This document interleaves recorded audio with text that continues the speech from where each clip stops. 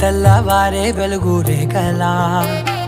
పచ్చ పచ్చ పచ్చి మట్టి బొమ్మలా అల్లి బిల్లి వెన్న పాల నురగలా